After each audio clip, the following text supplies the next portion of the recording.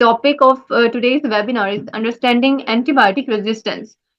So सबसे पहले तो मुझे बताइए कि what do you think about antibiotic resistance, or what's your opinion that what is antibiotic resistance according to you?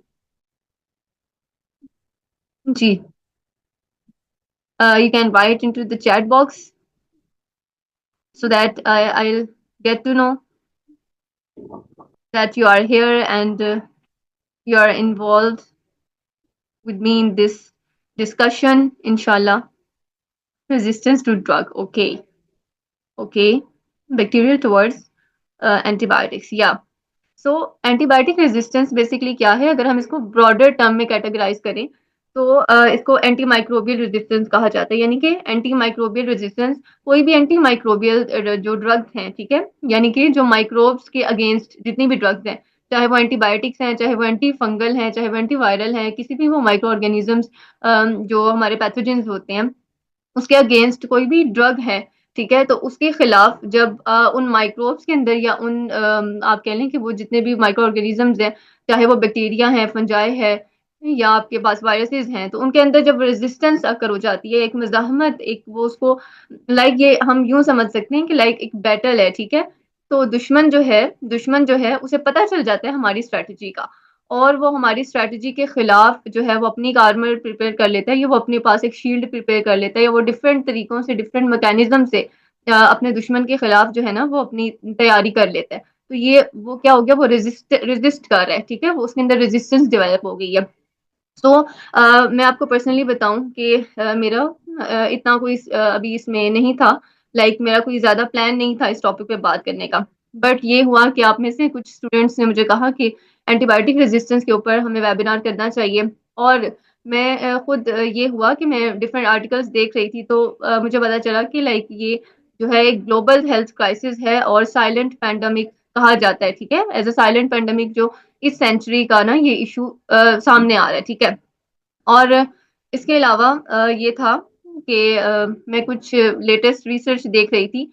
अभी अभी इस अक्टूबर के मंथ में, अभी तो नवंबर स्टार्ट हो चुका है, तो अक्टूबर के मंथ में 28 अक्टूबर तक, लाइक सिर्फ अक्टूबर में ही 3 से 4 जो रिसर्च है इंटरनेशनल लेवल पे वो एंटी माइक्रोबियल रेजिस्टेंस के ऊपर हो रही है, और नए से नए जो है ना वो आपके पास रेजिस्टेंट पैथोजेंस जो है वो डेवलप हो रहे हैं।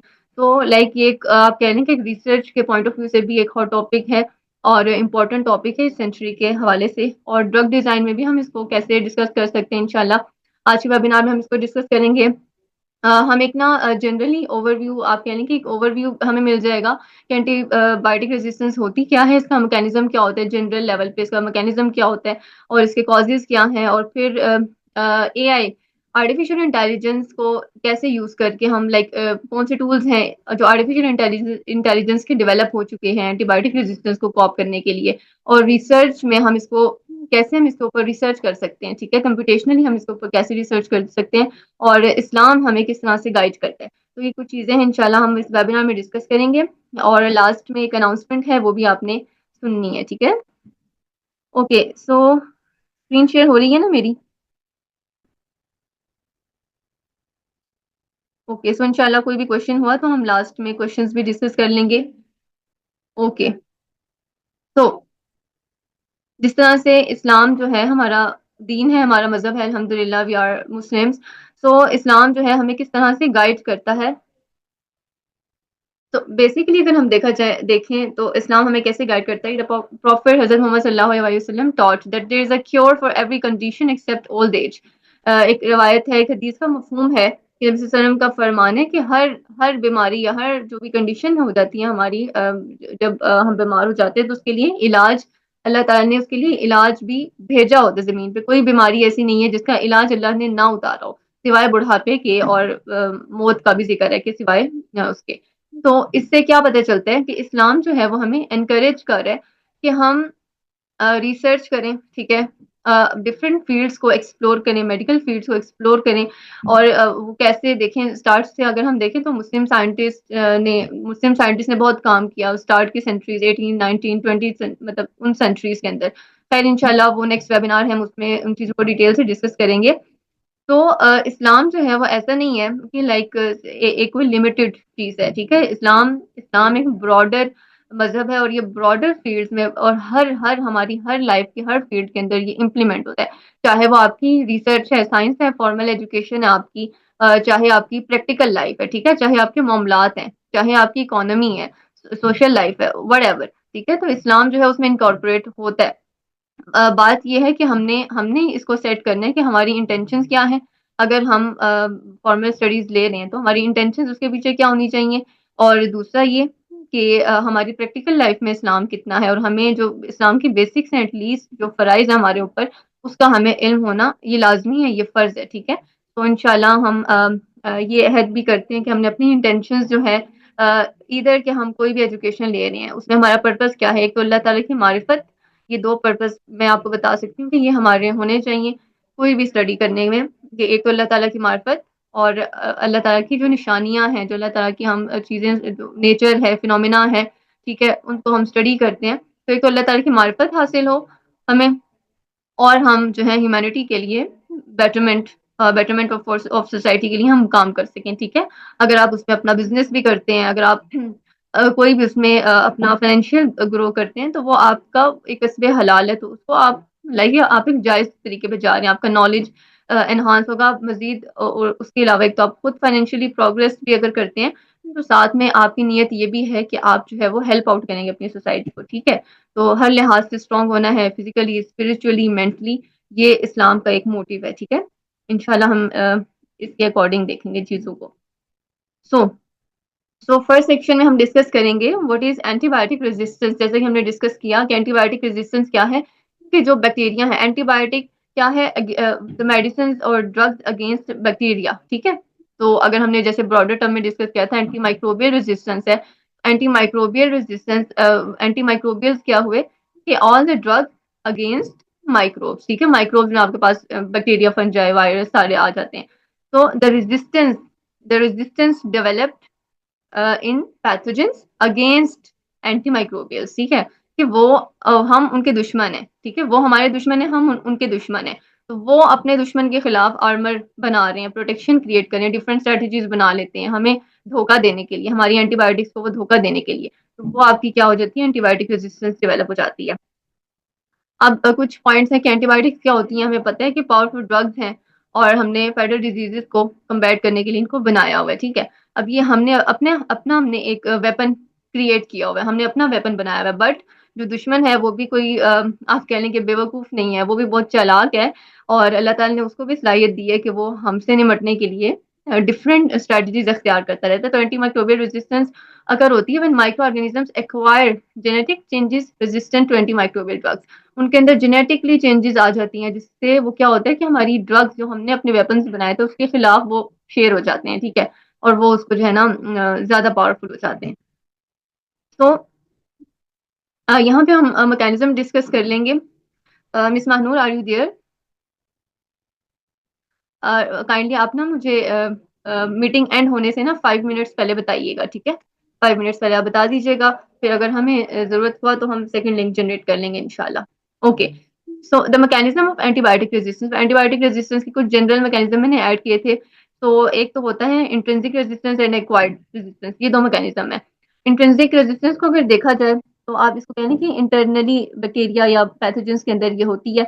तो इसमें वो क्या करते हैं, एब्सेंस ऑफ टारगेट। एक तो ये है कि हमने एंटीबायोटिक ऐसी बना ली कि उस माइक्रोब के अंदर वो टारगेट ही नहीं है, मतलब हमने जो वेपन बनाया था, हमने किसी किसी उनकी किसी पेन पॉइंट को टारगेट करना था, लेकिन उन्होंने अपना टारगेट जो है वो गायब कर लिया। अब हमने जो वेपन बनाया था वो सिर्फ उस टारगेट पे ही असर कर सकता था, लेकिन अब वो टारगेट ही नहीं है तो वो उन पे असर नहीं करेगा, ठीक है। तो एब्सेंस ऑफ टारगेट हो सकता है, फॉर एग्जाम्पल कोई प्रोटीन थी, या कोई और कोई मेटाबोलाइट था, या कोई और एंजाइम था, या कोई स्पाइक्स थे, अगर वायरल वायरल है तो उसकी स्पाइक प्रोटीन्स थी, तो अब वो एब्सेंस है उनके अंदर, तो हमारा वेपन, हमारी एंटीबायोटिक उन पे अफेक्ट नहीं करेगी। या तो लो अफिनिटी टारगेट, या तो फिर ऐसा कहते हैं कि वो अफिनिटी जो हमारी ड्रग है, वो इतनी ज्यादा अफिनिटी या अट्रैक्शन या बाइंडिंग अफिनिटीज टारगेट के साथ शो नहीं कर रही। लो परमिएबिलिटी, इसका ये मतलब होता है कि अब हमने जो ड्रग दी है, हमने जो एंटीबायोटिक एंटी माइक्रोबियल प्रोवाइड किया है, वो उन पैथोजेंस के अंदर उन पैथोजेंस के लिए हमारी वाली ड्रग परमिएबल नहीं है, यानी कि उनके सेल के अंदर जाने की इजाजत नहीं है हमारी हमारी वाली मेडिसिन को या हमारे वाले वेपन को। वो परमिएबल नहीं है, इजाजत नहीं है उनको, ठीक है, मेडिसिन को सेल मेम्ब्रेन की या पैथोजन की सेल मेम्ब्रेन से पास करने की। तो वो उसको कैसे करेगा? ये फिनोमिना वो जर्म्स जो है या पैथोजन जो है वो अपने अंदर डेवलप कर लेते हैं। इफ्लक्स मैकेनिज्म में ये होता है कि जो आपके बैक्टीरिया होते हैं, आपके पैथोजेंस होते हैं, जैसे हमारे अंदर सोडियम पोटेशियम पंप चल रहे होते हैं, ठीक है, मैकेनिज्म चल रहा होता है सोडियम पोटेशियम पंप का। और इसके अलावा हमारा सेल जो है, हमारी सेल मेम्ब्रेन जो है वो आयन एक्सचेंज के थ्रू वो कंट्रोल करती है मूवमेंट को ना, कि कौन से केमिकल्स को, कौन से जो आयंस सेल के अंदर आने चाहिए, कौन से बाहर जाने चाहिए। तो अब जो बैक्टीरिया है वो अपने इफ्लेक्स मैकेनिज्म के थ्रू हमारी मेडिसिन को सेल से बाहर भेज देता है, ठीक है। वो टॉक्सिक सब्सटेंस जैसे वो अपने आउट कर रहा होता है, वो हमारे वाली मेडिसिन को भी इफ्लेक्स मैकेनिज्म के थ्रू आउट कर देता है। अब इन वजह से फिर हमारी एंटीबायोटिक्स जो है वो हमारे किसी काम की नहीं रहती, ठीक है। अच्छा, दूसरा मेथड क्या होता है? Acquired resistance. एक्वायर्ड रेजिस्टेंस में क्या हो रहा है? या तो म्यूटेशन के थ्रू हो रही है या एडिड जीन्स। म्यूटेशन क्या होगा कि उनके अंदर जीन के अंदर म्यूटेशन हुई और उनका टारगेट मॉडिफाई हो गया। यानी कि जो टारगेट, फॉर एग्जांपल, हमने उनकी जिस टारगेट प्रोटीन को टारगेट किया था, जिस प्रोटीन को टारगेट किया था, उन्होंने उसका स्ट्रक्चर ही चेंज कर दिया।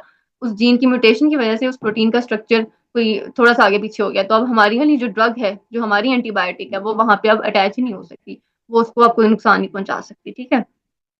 या तो इनएक्टिवेशन ऑफ ड्रग, या तो फिर वो क्या करेंगे, उनके अंदर कोई न्यू जीन्स आ जाएंगे, ठीक है, या जीन्स में इस तरह की म्यूटेशन आ जाएगी कि वो हमारी ड्रग को इनएक्टिवेट कर देंगे, ठीक है।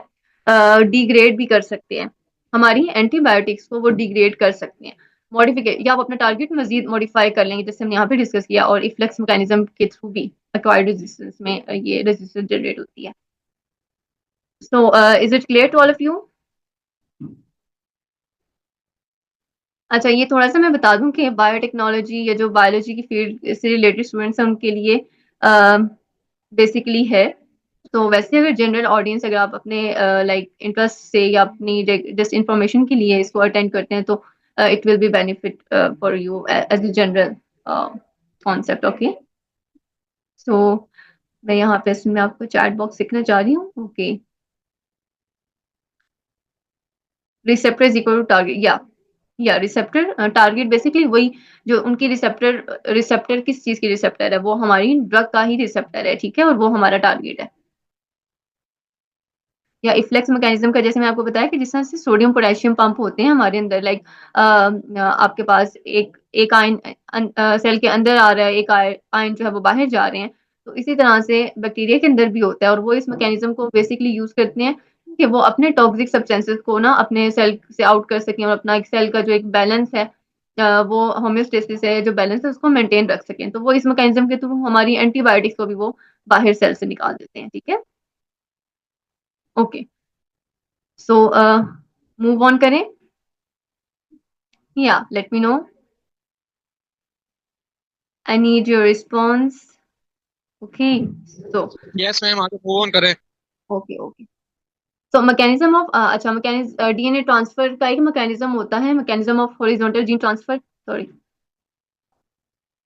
सो अब इसमें क्या है कि हॉरिजॉन्टल जीन ट्रांसफर, हॉरिजॉन्टल क्या होगा? अब मतलब इस वर्ड से हम माइंड में रख सकते हैं कि एक्स एक्सिस के थ्रू, यानी मतलब सेल टू सेल, ठीक है। तो ये जीन ट्रांसफर, एक बैक्टीरिया के अंदर कोई रेजिस्टेंट जीन आ गया है, तो वो क्या करेगा? अपने साथ वाले को भी कहेगा कि भाई मैंने ही एक स्ट्रेटेजी बना ली है दुश्मन से बचने की, तो ये आप भी इसको अख्तियार कर लो, ठीक है। तो वो क्या करेगा? अपने जीन्स जो है, अपना वेपन जो है वो डुप्लीकेट करके वो दूसरे वाले बैक्टीरिया में इंट्रोड्यूस करा रहा है। तो introduction, update and expression of foreign genetic material, यानी कि इस वाले के लिए ये फॉरेन था, तो ये इसके अंदर आया, तो इसके अंदर भी रेजिस्टेंस आ गई, ठीक है।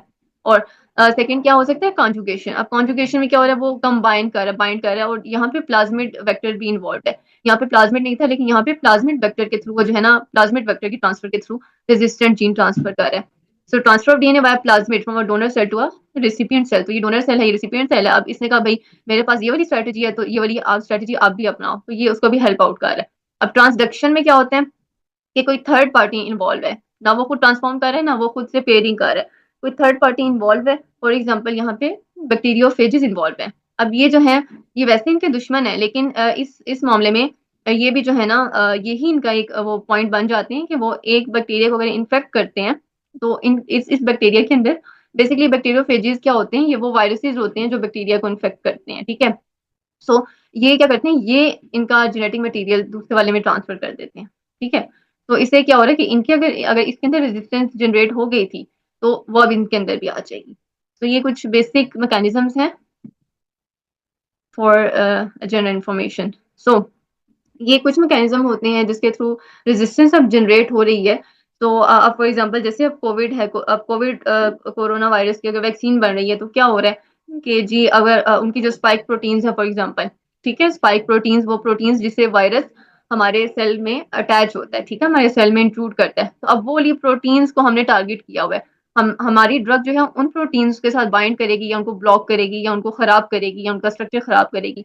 लेकिन वो क्या कर रहे हैं, उन्होंने अपना प्रोटीन का स्ट्रक्चर ही बदल लिया।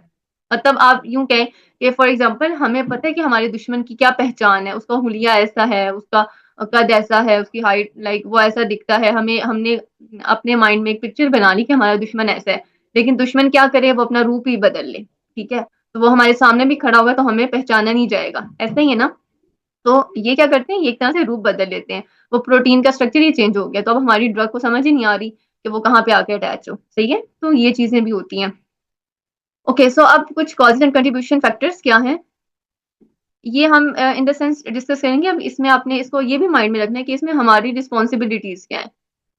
ओके, 10 मिनट्स में ये मीटिंग एंड हो जाएगी, तो फिर आपको न्यू लिंक भेजा जाएगा, काइंडली आप लोग new link generate new link join कीजिएगा। ओके, सो अच्छा, over prescription by physicians of antimicrobials. अब आप डॉक्टर के पास जाते हैं, जरा सा आपको कोई इन्फ्लुएंजा हो जाता है, कोई फ्लू हो गया या कोई फीवर हो गया, जरा सा गला खराब हो गया, आप डॉक्टर के पास उठ के चले गए कि पता नहीं कितना बड़ा मसला हो गया मुझे, और उसने आपको ढेर ढेर मेडिसिन दे दी, ठीक है, तो यहाँ से मसला होता है। जब आप एक्स्ट्रा मेडिसिन लेते हैं, जब ओवर प्रिस्क्रिप्शन होती है एंटीमाइक्रोबियल्स की, चाहे वो एंटीबायोटिक्स हैं चाहे वो कोई भी एंटीमाइक्रोबियल्स हैं, तो वो रेजिस्टेंस कॉज करता है, हमारे हमारे अंदर रेजिस्टेंस कॉज करता है। तो पहली बात की वही बात कि अब तिब्बे नबवी है, ठीक है, हमारे पास प्रिवेंशन है, सबसे पहले तो प्रिवेंशन करनी है, आप परहेज करना शुरू कर दें, आप अदरक लेमन और इन चीजों का यूज करें, ठीक है, ताकि नेचुरली अपने इम्यून सिस्टम को एनहांस करके हम उनसे जो माइक्रोब्स हैं उनसे हम लड़ें, ठीक है, लड़ सकें। बहुत सिवियर मसला है आपको, मतलब वो नहीं कोई ऐसे ट्रीट हो सकता, तब आप फिजिशियन के पास जाएं, लेकिन फिजिशियंस को चाहिए कि उन्हें इस चीज़ का ख्याल होना चाहिए। सो एक तो एजुकेशन की भी बहुत ज़रूरत है, फिजिशियंस को डॉक्टर्स को एजुकेशन देने की ज़रूरत है कि वो एंटीबायोटिक्स जो है वो कैसे प्रिस्क्राइब करें। भर भर के एंटीबायोटिक्स लिख देते हैं और मेडिकल स्टोर वाले भी भर भर के पैसे लेके लोगों से, और बस वो एक कारोबार चल रहा होता है।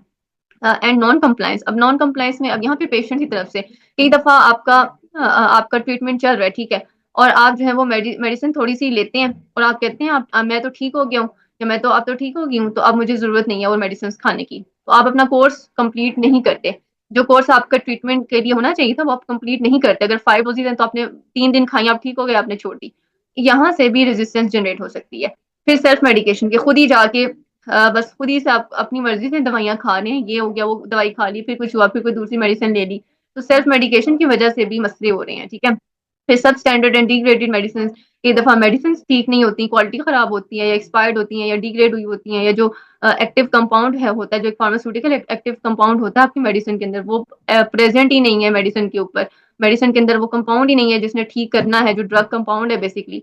तो इस वजह से भी मसले हो रहे हैं। डिसेमिनेशन में होता है कि नॉन ह्यूमन वेक्टर्स, ह्यूमन के अलावा और कोई माइक्रोब्स हैं या और कोई वायरसेस मौजूद है, या ह्यूमिड इन्वायरमेंट पे आपने मेडिसिन रखी हुई है, तो वो बाकी माइक्रोब्स या वायरसेस के जरिए भी वो अगर किसी एक बैक्टीरिया के अंदर रेजिस्टेंस थी तो वो बाकी सब के थ्रू फैल जाएगी, ठीक है। एग्रीकल्चर एंड लाइफ स्टॉक के थ्रू भी होता है, अगर आप मतलब एंटीबायोटिक्स आप यूज करते हैं, लाइफ स्टॉक के अंदर एंटीबायोटिक्स यूज करते हैं, तो उनके थ्रू भी वो रेजिस्टेंस हमारे अंदर भी आ सकती है। ग्लोबल ट्रेवल एंड ट्रेड, तो इसके थ्रू भी अगर आप मेडिकेशन इस तरह से यूज करते हैं तो वो आपके अंदर डेवलप हो सकती है, या माइक्रोब के अंदर वो रेजिस्टेंस आ जाती है। ओके, सो आर्टिफिशियल इंटेलिजेंस इन कम्बेटिंग एंटी माइक्रोबियल रेजिस्टेंस, जैसे कि मैंने आपसे कहा था कि हम थोड़ा सा टूल्स कुछ यहाँ पे मैं आपको लाइन अप कर दूंगी कि कौन कौन से टूल्स लाइक ये आए हुए हैं। मैं चेक कर रही थी आर्टिकल्स, तो मुझे ये कुछ टूल्स मिले थे, तो मैंने कहा आपके साथ शेयर कर दूंगी इसको। आप अगर आप इंटरेस्टेड हैं ज्यादा इसके अंदर और इसको एक्सप्लोर करने के लिए, तो आप नेट पे जाके गूगल पे जाके उन टूल्स को आप एक्सप्लोर कर सकते हैं अपनी बेसिस पे, ठीक है। क्योंकि आर्टिफिशियल इंटेलिजेंस इतना कि हर फील्ड में इन्वॉल्व है। सो एंटी माइक्रोबियल रेजिस्टेंस की रिसर्च के लिए, इसके डाटा एनालिसिस के लिए और प्रिस्क्रिप्शन के लिए और पॉपुलेशन एनालाइज करने के लिए और डिफरेंट नीड्स के लिए एआई को इनकॉर्पोरेट किया जा रहा है। तो एआई ड्रिवन डायग्नोस्टिक टूल्स आ रहे हैं, AI systems to search chemical databases and prediction. ठीक है, अब एआई सिस्टम्स बन रहे हैं कि जिन्होंने क्या करना है, केमिकल डेटाबेसेस को वो सर्च करेंगे, स्क्रीन आउट करेंगे और प्रिडिक्ट करेंगे कि कौन से ड्रग मॉलिक्यूल एंटीबायोटिक्स के लिए बनाए जा सकते हैं, किसके लिए रेजिस्टेंस कम होगी, इस तरह से डिफरेंट प्रिडिक्शंस वो दे सकते हैं। डेटा एनालिसिस थ्रू एआई हो सकता है। अगर हॉस्पिटल्स या अगर हॉस्पिटल्स यूज करते हैं या रिसर्च सेंटर जिसको यूज करते हैं, तो वो डाटा एनालिसिस के लिए ओवरऑल के जो एंटी माइक्रोबियल रेजिस्टेंस है, जो एएमआर है, वो कितनी प्रेवलेंट है, कितना ज्यादा फैल रही है, किस तरह की पॉपुलेशंस में है, बच्चों में है, बड़ों में है, अडल्ट में है, और किन कॉजेज की वजह से है। तो ये सारा डाटा एनालाइज करने के लिए जो लार्ज एक डाटा को एनालाइज करने के लिए जो है ना आप यूज कर सकते हैं। ठीक है। Okay, so AI to identify AMR markers, antimicrobial resistance के मार्कर्स को भी आइडेंटिफाई किया जा सकता है आर्टिफिशियल इंटेलिजेंस से। ठीक है, मार्कर्स आप कह सकते हैं कि वो सिम्टम्स या वो प्रोटीन्स या वो मेटाबोलाइट्स जो हमें एएमआर के केसेस में मिलते हैं। अच्छा, आईसीयूज में यूज किया जा सकता है ये आपकी deep learning and machine learning models for AMR prognosis के लिए। जो आपकी डीप लर्निंग और मशीन लर्निंग मॉडल्स हैं उनको भी यूज किया जा सकता है एएमआर की प्रोग्नोसिस के लिए, चेक करने के लिए कि कोई ट्रीटमेंट कितना ज्यादा रिलायबल है या उसके कॉजेज इफेक्ट्स कितने हैं, या वो उसकी डिफरेंट प्रोडिक्शन के लिए, ओवरऑल डिजीज की प्रोग्नोसिस के लिए इन मॉडल्स को यूज किया जा सकता है। और स्मॉल मॉलिक्यूल एंटीबायोटिक डेवलपमेंट के लिए भी जो है वो एआई को यूज किया जा रहा है। ठीक है, सो यहाँ पे कुछ करंट टूल्स हैं, ये टूल्स के नेम है, आप गूगल पे इनको जाके देख सकते हैं। अब मेटा सब एएमआर ये एआई का टूल है, ये मेटा जीनोमिक सीक्वेंसेस के ऊपर काम कर रहा होता है। और डीप एएमआर है, डीप लर्निंग को इसने इन्वॉल्व किया हुआ। डीप एआर ये भी डीप लर्निंग पे वर्क कर रहा है, माइक्रो प्रिडिक्टर। अब ये भी प्रिडिक्शंस कर रहा है सीक्वेंसेस के बेसिस पे। एएमआर फाइंडर प्लस आपके एनसीबीआई का है ये टूल, तो फ्री है ये भी। ठीक है, ओके, सो मॉलिक्यूलर डॉकिंग इन एएमआर रिसर्च। अब मॉलिक्यूलर डॉकिंग की जो टेक्निक है, कंप्यूटेशनल बायोलॉजी की या ड्रग डिजाइन की जो बेसिक टेक्निक है, इसको एएमआर की रिसर्च में हम कैसे यूटिलाइज कर सकते हैं। आप उसके लिए लिगेंड को डॉक कर सकते हैं एंटीबायोटिक बाइंडिंग प्रोटीन्स के साथ। जैसे मैंने आपको बताया था कि हमारी जो एंटीबायोटिक है वो माइक्रोब की किसी प्रोटीन के ऊपर, किसी रिसेप्टर के ऊपर, किसी टारगेट के ऊपर, या किसी मेटाबोलाइट, किसी एंजाइम के ऊपर जाके अफेक्ट करेगी, उसके साथ बाइंड करेगी। तो वो हमारी एंटीबायोटिक ने जिन प्रोटीन्स के साथ बाइंड करना है, उन प्रोटीन्स के साथ हम अपना कोई लिगेंड डॉक करके उसकी बाइंडिंग इंटरेक्शंस चेक कर सकते हैं कि हमारा वाला लिगेंड जो हमने सेलेक्ट किया है या कोई हमने स्क्रीन किया है, तो वो कितना इफेक्टिव है। ठीक है, तो इससे हम एक न्यू रिसर्च प्रोड्यूस कर सकते हैं। तो जिस तरह से मैंने स्टार्ट में बात की थी कि हमारी इंटेंशंस क्या होनी चाहिए, और वो बात माइंड में रखते हुए जब हम डिजीज को क्योर करने के ऊपर काम करते हैं, उसके ट्रीटमेंट के ऊपर काम करते हैं, उसके प्रिवेंशन के ऊपर काम करते हैं, तो ये भी हमारे ऊपर एक फराइज में शामिल है। एक सोशल एथिक्स है कि हम इन एटिकेट्स को अपनाएं। ठीक है, सो नबी सल्लल्लाहु ने क्या फरमाया कि had I not thought it difficult for my ummah, I would have commanded them to use the miswak before every salat। कि अगर मुझे अपनी उम्मत के लिए तकलीफ का या उनके लिए मुश्किल का खदशा ना होता, तो मैं उन्हें रिकमेंड करता कि वो मिसवाक करें हर नमाज से पहले। तो मिसवाक की इतनी इंपॉर्टेंस है। और इंशाल्लाह कल का जो हमारा वेबिनार है, सुन ऑफ लर्निंग वेबिनार, उसमें हम इन चीज़ों को डिस्कस करेंगे डिटेल में इंशाल्लाह। उसमें तो हम डिस्कस करेंगे कि सुन ऑफ लर्निंग, लर्निंग जो है, लर्निंग नॉलेज और साइंटिफिक एडवांसमेंट जो है, उसकी क्या सुन्नत है, या सुन्नत में या इस्लाम में उसकी क्या वैल्यू है। ठीक है, और उसकी क्या पोजीशन है। तो उसको भी हम डिस्कस करेंगे इंशाल्लाह, और एक उससे रेलेवेंट एक कोर्स है, वो भी इंशाल्लाह कल अनाउंस होगा। ठीक है, so controlling diseases that spread through air.